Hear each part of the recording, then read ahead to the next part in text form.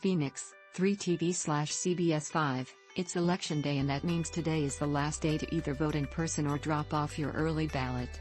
Here's everything you need to know. Deadline to cast your ballot. All early ballots must be either dropped off at a vote center or drop box by 7 tonight. Anyone standing in a line at a voting center by 7 tonight will still be allowed to cast their ballot.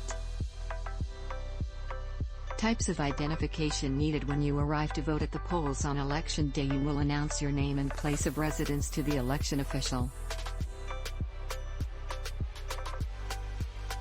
Then you will need to present your identification.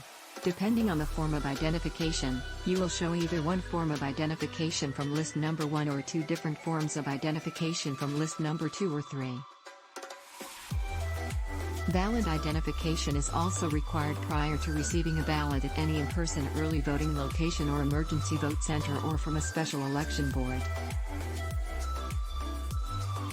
List number 1, sufficient photo ID including name and address. 1 required valid Arizona driver's license, valid Arizona non-operating identification card, tribal enrollment card or another form of tribal identification, valid United States federal, state, or local government issued identification. List number 2, SU.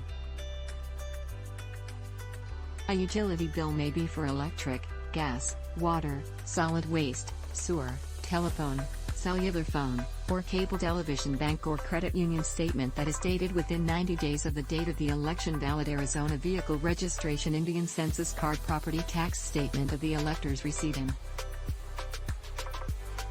S passport without address and 1 valid item from list 2U.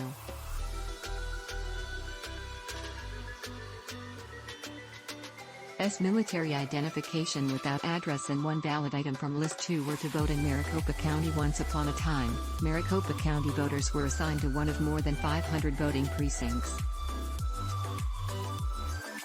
That assigned polling place was the only place you could vote. Things are different now.